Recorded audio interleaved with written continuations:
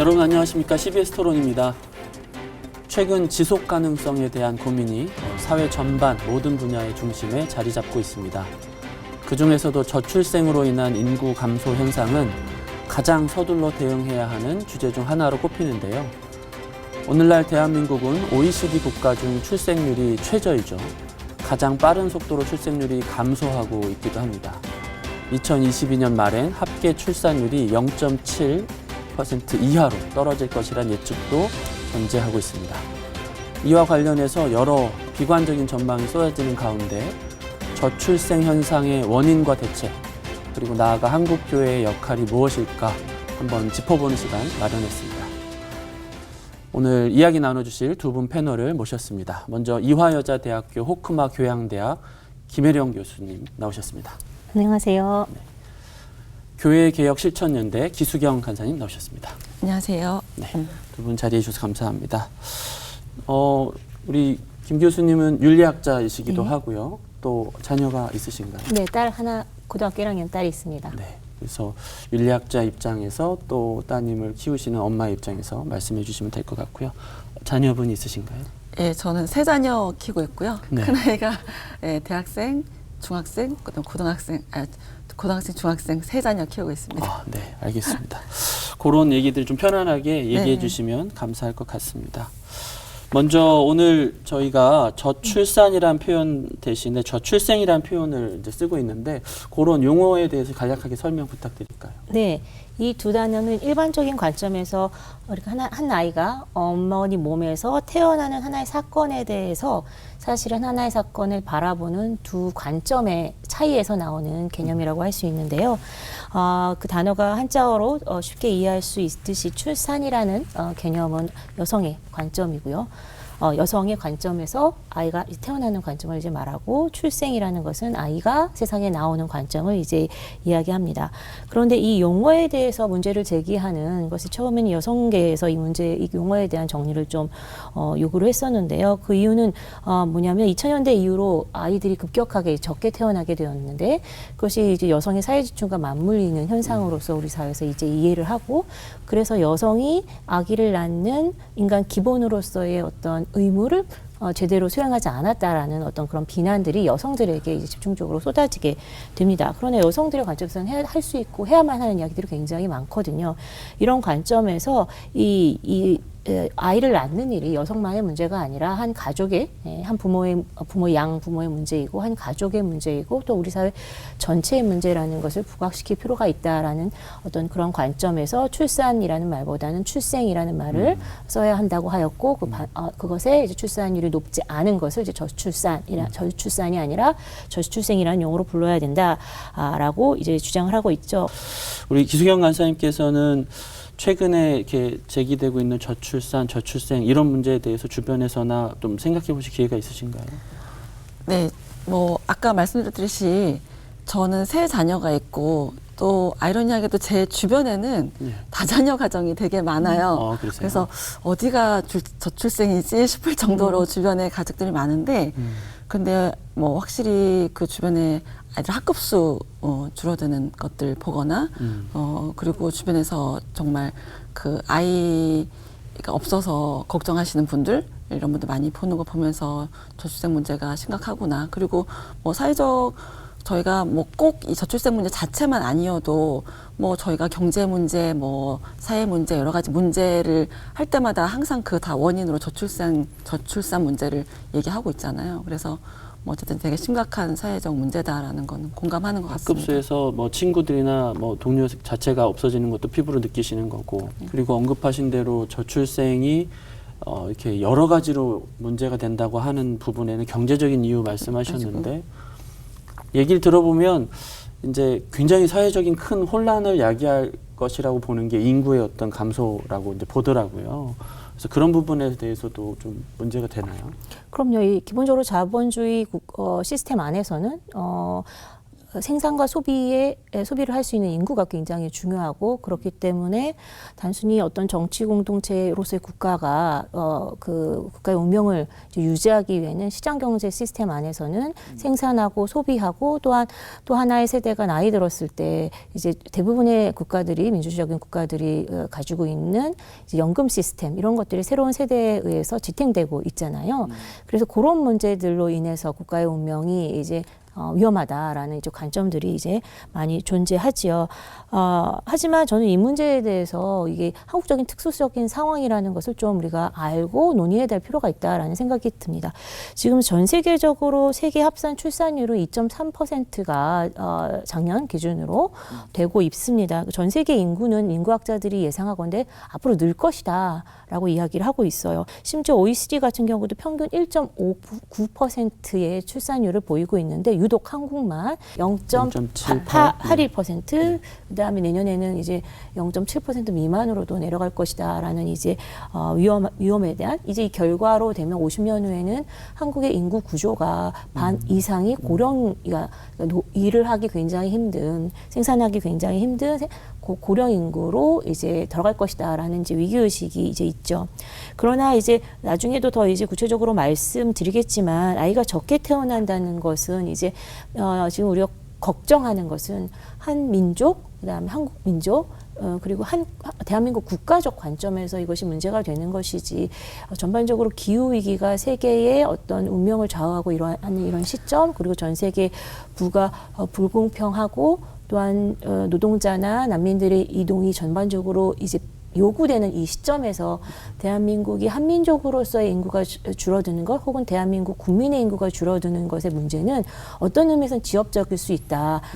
그럼 지역적인 문제를 이제 염두에 둔다면 이것이 대한민국 여성, 국적을 가진 대한민국 여성의 출산율을 높이는 어떤 그러한 근시안적인 현상을 바라보는 눈 말고도 다른 더 큰 대안을 찾아볼 수 있지 않을까라는 생각이. 예를 들면 어떤 걸 그 많은 외국인 노동자들이 들어와서 아기를 낳고 가족을 꾸리고 이제 살고 있습니다. 그런데 우리가 그들을 사실은 수용하는 과정 그리고 환대하는 과정에서 굉장히 법적인 절차들이 굉장히 매정하다라고 이제 볼 수가 있고요. 심지어 한국에서 태어난 아이들에게 모든 어떤 언어와 삶의 존재 방식이 이미 벌써 우리 아이들과 다르지 않은 상태로 나고 자란 아이들을 이제 어머니 아버지의 체력관에 문제가 생겼을 때 그 아이들 아주 매정하게 그 본국으로 추방하는 이런 경우들을 우리가 만나게 되거든요.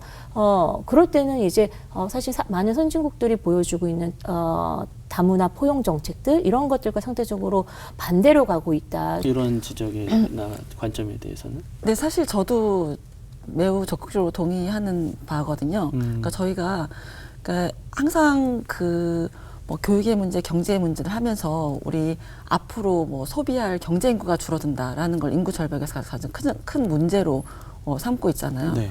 네, 그렇다면 결국은 그 경제 인구를 늘리면 되는 건데 그거를 다 여성들의 그 출산으로만 채우려고 한다는 노력이 가능한가? 저희 사회가 이제 조금 더 그 다문화 사회가 돼야 되지 않을까 하는 생각이 들거든요. 그래서 뭐 방금 그 교수님 말씀하신 대로 저희 이민 정책이나 이런 것들이 되게 폐쇄적이고 또 정책뿐만 아니라 저희 뭐 사회의 전반적인 그런 사람들의 인식 자체가 아직 그 다문화에 대해서 인식이 많이 열려있지 않은 기 때문에 그런 부분에 있어서 좀 개선되면 사실은 뭐 그 인구 감소를 원인으로 삼는 이 저출생 문제는 또 다른 방향으로 해소할 수 있지 않을까 하는 생각이 들어요. 지금 현상을 보면 어쨌든 가족을 구성하려고 하는 사람들이 결혼을 꺼리거나 결혼을 했어도 출생을 미루거나 꺼리는 일이 벌어지고 있는데 이런 말을 할 수 있을 것 같아요. 특정 세대가 유독 뭐 예를 들면 뭐 딩크족이라는 표현을 쓰듯이 아이를 낳지 않고 자신들만 생각하는 형태의 선택을 하는 것 같더라. 이런 얘기들인데 어떻게 생각하시나요? 일단 모든 인간은 자신의 삶의 형태를 결정하고 자기가 원하는 방식대로 살아갈 자유가 분명히 있죠. 다른 사람들에게 피해주지 않는다면. 예. 그래서 그런 뭐 취향이나 그런 것 자체를 폄하하는 것도 별 바른 시각은 아니라고 생각하는데 근데 어쨌든 뭐 취향이라는 문제를 둘째 두고라도 뭐 선택의 문제라고 볼 수 있는데 그러면 선택을 안 하는 거냐 선택을 못 하는 거냐 하는 거는 저는 크게 다른 문제라고 보거든요. 근데 지금 저희가 저출생 문제라고 보면서 이 시각을 이제 얘기를 할 때 저희는 그러면 선택을 안 하는 사람들은 뭐 그 사람들의 선택이라고 본다면 그럼 선택을 못 하는 사람이 많을 텐데 왜 그런 선택을 못 할까? 그러니까 그거에 저희가 좀 초점을 둬야 되지 않을까?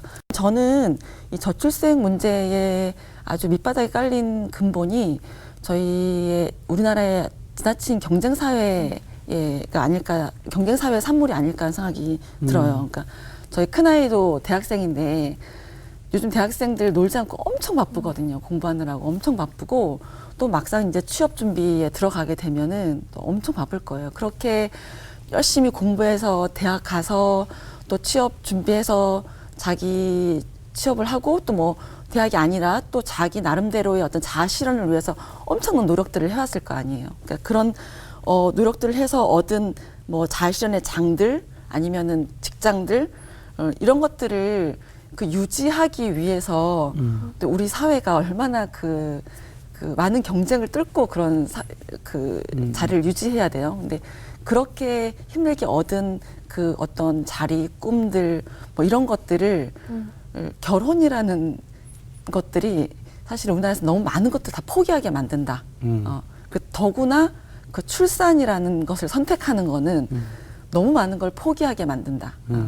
지금 한국 사회 자체가 네.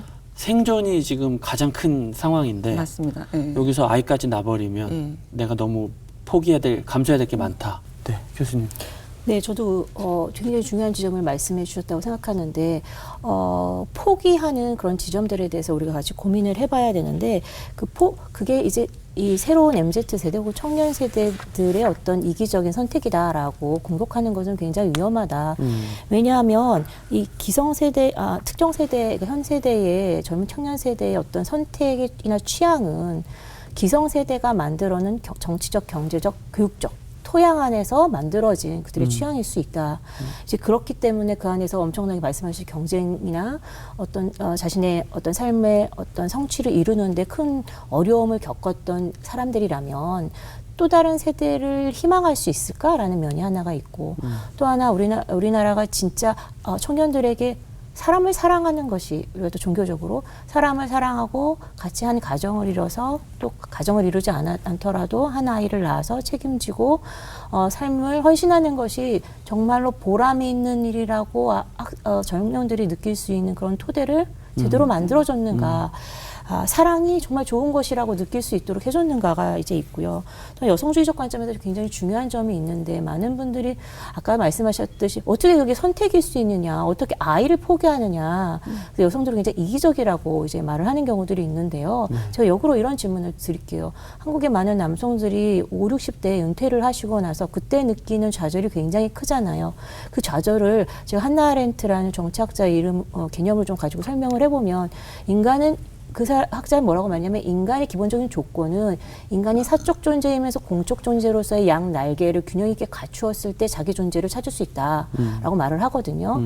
은퇴라는 시점에서 남성들이 느끼는 엄청난 큰 좌절과 존재의 붕괴가 뭐냐면 공적 존재로서 자신이 더 이상 쓸모가 없게 되었다는 어떤 의미에서 사회적 사형 선고와 같게 이제 심리적으로 압박을 받는 이제 노년층의 어른들이 계시죠.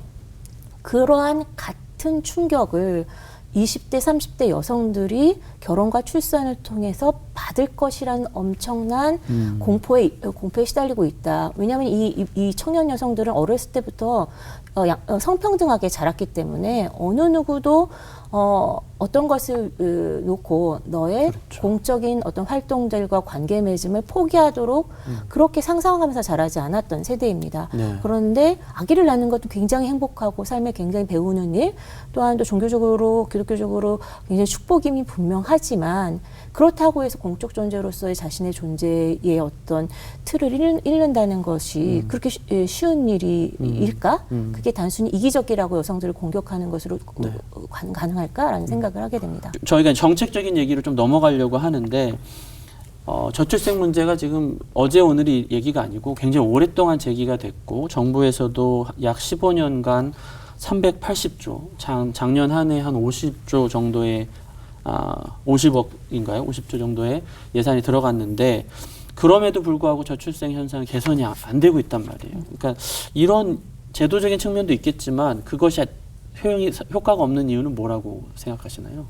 일단 그 저출생과 관련돼서 그 시행되고 있는 제도들을 보니까 그 네. 제도들이 그러니까 제도나 그러니까 지원 정책들이 주로 그 출산하는 그 시기, 그러니까 뭐 출산 지원금을 지원한다든지 그런 거라든지 아니면 다자녀 가정 이런 것들에 초점이 좀 맞춰져 있는 것 같더라고요. 예산들이나 이런 것들이.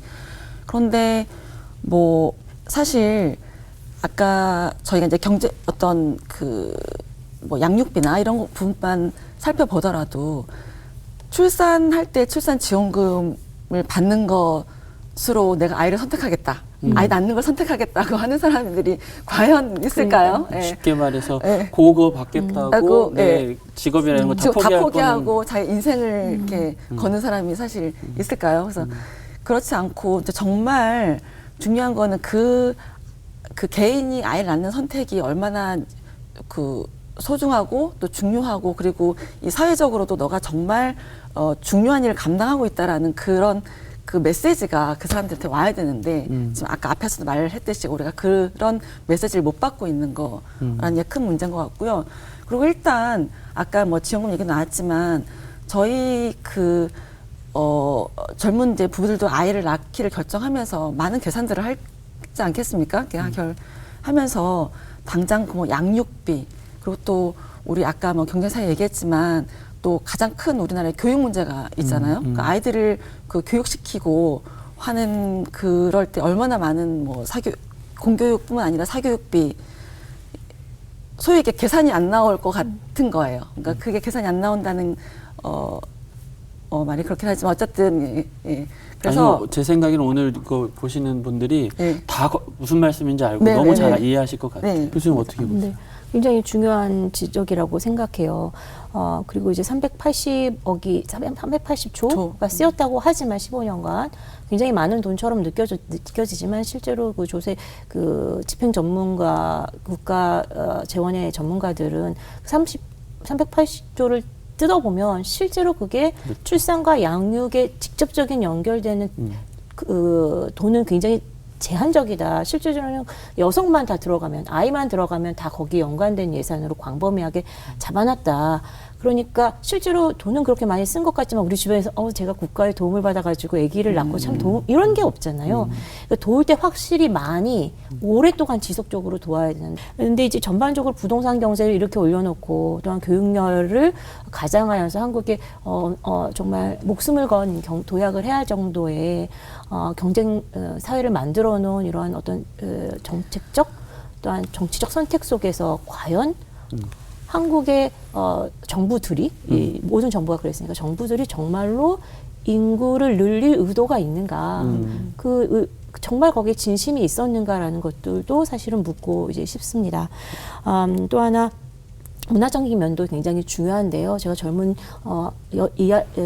여대다 보니까 많은 여성들을 대화를 하다 보면 젊은 여성들과 대화를 하다 보면 서로에 대한 신뢰가 많이 깨어져 있다. 라는 면들. 그러니까 신뢰가 있어야 관심도 생기고 만나보고 싶고 사랑도 해보고 싶고 뭐 그 미래를 이제 계획을 해볼 텐데 아시겠지만 정치권이 이 젠더의 어떤 젠더 갈등이라는 용어가 바르진 않지만 이 성 대결을 통해서 끊임없이 이 젊은 세대들을 분열시키고 있고 부추기고 있다. 이런 상황에서 서로가 어떠한 평생의 삶을 혹은 양육의 방식을 공유하는 어떤 파트너로서 서로를 인지하기 굉장히 어려운 구조다. 근데 저희 교회에서나 주변의 어르신들이 말할 때 일단 낳아라. 낳으면 다 하나님이 키워주신다. 이렇게 말씀을 하시는데 그때 얘기와 지금과 경제적인 상황이 아까 말씀이 이게 도저히 비교가 안 되는 선택을 하셨는데 어떠신가요? 그 말씀에. 뭐 저는 어쩌다 보니까 다자녀를 갖게 됐지만 사실은 저는 뭐 제 개인적인 얘기를 뭐 좀 잠깐 하자면, 전 사실 남편하고 결혼할 때 저희 남편과 저가 모두 그 다자녀 가정에서 자랐기 때문에 그 경험이 되게 좋은 경험이 있어요. 그래서 우리도 결혼을 하면 아이를 3명 이상은 낳겠다라는 사실 마음이 있었습니다. 그런데 막상 아이를 1명 딱 낳았더니 와, 이거는 다른 세계구나 라고 하고, 뭐 아이를 1명 낳고 나서는 우리가 1명만 낳자 라고 결정을 했었던 때가 있었습니다. 네. 예, 왜냐하면 그것처럼 저희가 그때는 사실 뭐 그렇게 많이 생각하지 않고 아이를 낳는 게 어떤 건지 크게 고민하지 않고 그래, 아이를 낳는 건 좋은 거니까 하고 선택해서 아이를 낳았지만, 막상 아이를 낳았더니, 그러니까 저도 앞에 말씀드렸듯이 저도 아이 출산 때문에 직장을 그만두었어야 되는 상황이었고, 또 주변에 보조 양육자가 아무도 없었기 때문에 결국은 저희가 오로지 그 양육을 감당해야 됐던 사람으로서, 그리고 남자의 경우도 그 엄청 많은 일을 하진 않더라도 어쨌든 그 삶의 패턴 이런 것들이 다 바뀌는 거잖아요. 그런 걸로 인한 그런 감당해야 될 뭐 스트레스 이런 것들이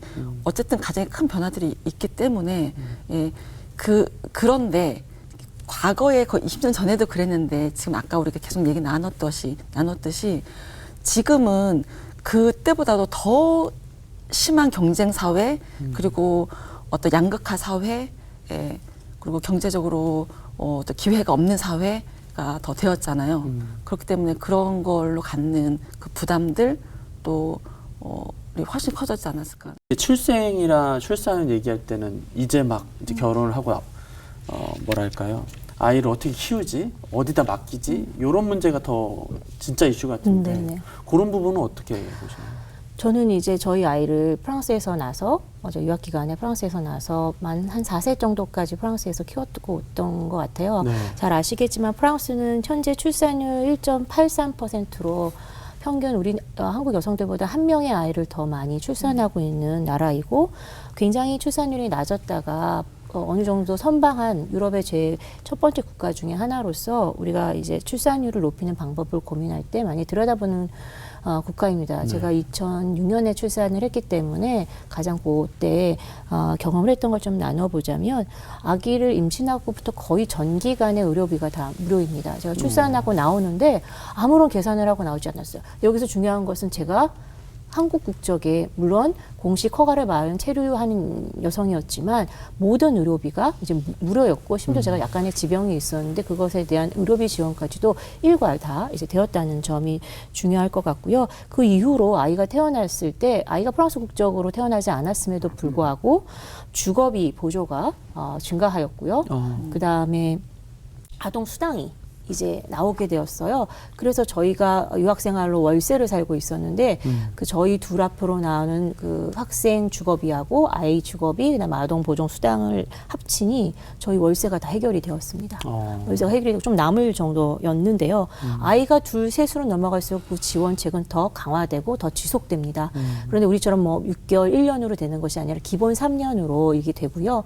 또 입양한 자녀에게도 거의 비슷한 수준의 복지를 이제 주게 됩니다. 이것은 이제 직접적인 어떤 결과물이라고 할 수 있는데요. 제가 그 당시에 이제 외국인이지만 이제 국가 장학금을 받게 되었었는데, 그게 이제 연구원 형태로 연구 노동자 형태로 그것들을 주더라고요. 저는 이제 그 학교에서 이제 임신 기간 동안 출산하고 이제 출산 휴가를 공식적으로 이제 주더라고요. 연구 노동자니까. 그 기간 동안 월급이 고스란히 우리로 치면 이제 그 근로관리공단에서 전액이나 나왔습니다. 그래서 실제로 연구비를 받는 기간이 늘어나는 이런 일들이 이제 있었거든요. 한 여성이 출산을 하게 될 때 그가 받고 있었던 수입이 거의 보전이 된다는 점이 굉장히 중요한 점이었던 것 같아요. 그게 굉장히 제가 따뜻하게 효과적으로 느꼈던 것인데, 이건 직접적인 것들이고, 더 중요한 것은 프랑스의 법정 노동 시간이 35시간입니다. 이것을 8로 나누면 8시간으로 나누면 4.5일을 그러니까 만 4일과 반나절을 일하게 되는 건데, 35시간이 왜 중요하냐면 아이가 아픈 일이 엄청 많잖아요. 그런데 이 양 부모가 있다면 최소한 이 둘이 부모 둘이 번갈아 가면서 아이를 언제든지 찾아가서 의사 선생님이 일하는 소아과 시간에 아이들을 진료를 보고 집에 데려갈 수 있다는 게 엄청나게 아이를 키울 때는 중요하더라고요. 그런데 지금처럼 우리는 52시간으로 이러한 상황에서 도대체 부모가 하나의 부모뿐만 아니라 양부모 역시도 아이를 하나를 키우기가 그렇죠. 굉장히 어려워진 상황. 이런 상황이 노동 시장의 문제도 굉장히 중요하고, 또한 프랑스가 굉장히 이미 다문화 사회로 접어들었다. 그래서 그런 프랑스 혈통의 전통적인 프랑스 혈통의 여성들이 아기를 낳는 건 굉장히 적어요, 사실은.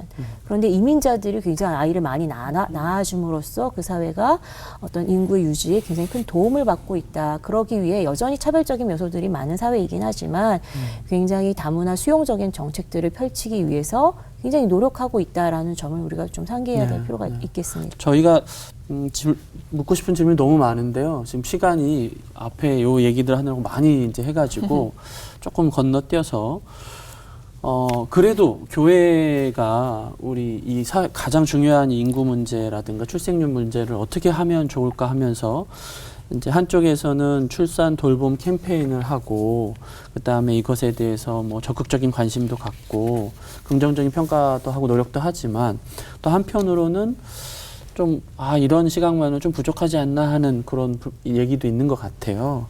그런 한국교회의 모습에 대해서 주변에서 느끼시거나 어떻게 하면 좋겠다 하는 것들이 있다면 좀 말씀 부탁드리겠습니다. 출산 돌봄 캠페인 교회에서 하는 그 내용을 지금 CBS에서 하고 있잖아요. 네. 봤는데 뭐 저출생이 심각한 문제다. 그리고 출산 장려해라. 그리고 교회가 이 돌봄에 적극적으로 참여하겠다. 뭐 이런 내용이 주로 있더라고요. 그런데 보니까 그 출산하는 일을 무슨 찬는이 한 명 이렇게 전도해오는 일처럼 표현을 해놨어요. 그래서 약간 새 생명 전도 캠페인인 줄. 네. 근데 그런 내용들을 이렇게 보면 저희가 앞에 얘기 나눴던 그 출산과 돌봄의 주체인 그 젊은 세대들 얘기가 전혀 없어요. 그러니까 제가 교회 열심히 한다고 제가 지금 와서 또 아이를 낳을 수 있는 건 아니지 않습니까? 예. 근데 그런 언급이 전혀 없어요. 그래서 그 교회에 아이들이 없는 게 아니라 사실은 교회 젊은 세대들이 없는 거거든요. 그래서 이런 출산을 강조하는 그 캠페인을 막 이렇게 교회에서 할 경우에 그 주변에 우리 지금 젊은 세대들이 어떤 삶을 살고 있는지에 대해서 좀 더 관심을 가지는 게 필요와 목소리가 좀 빠져 있는 것 같다. 예, 빠져 있고 또 그들 관심 자체가 빠져 있다. 중요한 걱정되는, 이슈고 해결하는 게 됩니다. 맞지만 예, 지금 이제 캠페인하는 방식이 우려스러운 게 있다라고 말씀하시는 것 같습니다. 교수님. 저도 동감입니다. 좀 젊은 세대의 이야기를 좀 많이 들을 필요가 있을 것 같아요. 이 문제는 제가 좀 경악했던 장면이 있었는데, 이제 여러 CBS를 비롯하여 여러 한국교회를 이끄는 리더 목사님들이 이제 같이 협약을 맺으면서 이제 이 출산 문제를 한국교회가 같이 나서자라고 하시면서 사진을 찍어서 언론에 공개된 사진이 있는데, 거기에 서 있으신 모든 분들이 남성이었고 더구나 60대 이상이었습니다. 한국교회 많은 문제들이 사실 가부장적 리더십과 관련돼서 발생한다고 저는 보거든요. 이민주적인 상황과. 그런데 사실 60대 남성분들끼리 모여서 이 출산 문제를 이야기하고 토론하고 계획을 짜면 그게 실현이 될 거라고 생각하는 그 어떤 과잉? 어떤 그것을 제가 참 되게 신기하게 생각이 들어요. 아까 말씀하셨던 용어는 이제 그것을 좀 더 구체적으로 얘기해 보자면 한국 교회가 이제 건강한 가족, 하나님의 아름다운 가족 개념에 너무 매몰되어 있다. 근데 그 개념이 아버지, 엄마, 아들, 딸로 이루어진 이런 다복한 가정으로 하나님의 축복을 너무 제한하고 이제 있다라는 점. 그래서 자녀가 원해도 있을 수 없는 가정, 결혼을 하지 않는 가정들, 이 다양한 가족의 형태들이 있고 이혼한 가정도 있고 입양한 가정, 다양한 형태들이 이제 있을 수 있는데 한국 교회가 하나의 모델을 갑자기 마치 공산품 찍어내듯이 그렇게 지금 막 국가가 위기라고 하니 그것 협조하자 하는 이러한 모습을 보이고 있다는 면이 굉장히 이제 우려스럽다라고 생각하고요. 마지막으로 아주 짧게 한 말씀만 해주신다면 뭐가 있을까요? 저희가 요즘 환대라는 얘기를 많이 하잖아요. 네. 그 환대는 저희가 이렇게 받아들여진다라는 말인데 사실 저희 사회가 그 임산부 자석도 잘 받아들여지지 않고 뭐 노키즈존 이런 말 나오고 그리고 사실 교회 안에서도 그런 그 다양한 그러니까 심지어 아이를 가진 그 부부나 가정들이나 이런 것들이 그 교회에서 충분히 이 신앙생활을 잘할 수 있는 그 환경이 되는가 이런 것들도 잘 고민하지 않고 무작정 그 요구되는 그런 저출생 문제들 이런 것들 다시 한번 좀 더 깊이 고민해봤으면 좋겠다는 생각이 들고 한국교회 역사상에서 한국교회가 늘 번성하고 생육하라는 그 말씀을 가르치면서 아이를 낳도록 가르친 것이 아니었습니다. 박정희 정권 때 그 인구 산하 정책을 실시하였을 때 교회가 적극적으로 거기에 협조하면서 아이를 적게 낳는 것이 오히려 하나님의 축복을 이뤄가는 길이라 이런 메시지를 교회가 전해왔습니다. 한국교회가 지금 하고 있는 캠페인은 실제로 보면 정말로 하나님 창조 사역의 그것이 진리이기 때문에 그것을 실천한다기보다는 사실 국가의 인구 정책에 협조하고 부양하는 형태로 볼 수 있다라는 점을 제가 지적하고 싶고요. 지금 단순히 인구의 수를 늘리는 게 교회의 일이 아니라 이미 태어난 생명들 를 교회가 어떻게 좋은 사람으로 행복한 사람으로 건강하게 성장시킬 수 있도록 같이 협조하고 같이 그 토대를 만들어가느냐가 훨씬 더 중요할 것 같습니다. 최근에 보였던 예멘 난민 사건 이후로 교회가 보였던 이슬람 이민자들이나 난민들이나 혹은 외국인 노동자들에 대해서 보이는 교회의 아주 주기적으로 나온 혐오적 발언들 이런 것들은 굉장히 우려스럽다. 한국교회에 있어서 입양에 대해서는 굉장히 열려있는 듯 하지만 여전히 한국교회는 그 입양, 해외 입양 전 세계 3위 국가입니다.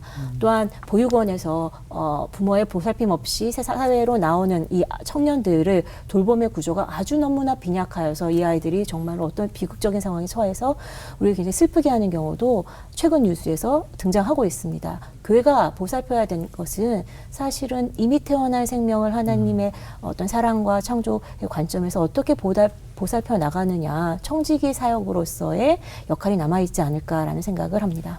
감사합니다. 감사합니다. 네. 저출생 현상이란 우리 앞에 놓인 과제 앞에서요. 주목해야 할 것은 단순히 한 해 태어나는 아기의 숫자가 아닌 그 현상 뿌리에 놓인 시대의 불안이어야 하지 않을까 그런 생각을 해보게 되었습니다. 출생률을 높이기 위한 제도와 문화를 정비하는 것을 넘어서서 비혼자와 기혼자, 양육자와 비양육자 모두가 안전하고 행복한 사회를 만들기 위한 고민이 더 필요해 보이는 그런 상황인 것 같습니다. 쉽지 않은 여정이겠지만 함께 힘과 관심을 모아주시길 기대하면서 우리 주변을 돌아보는 그런 시간이 되었으면 좋겠습니다. 오늘 CBS 토론은 여기서 마치겠습니다. 시청해 주셔서 고맙습니다.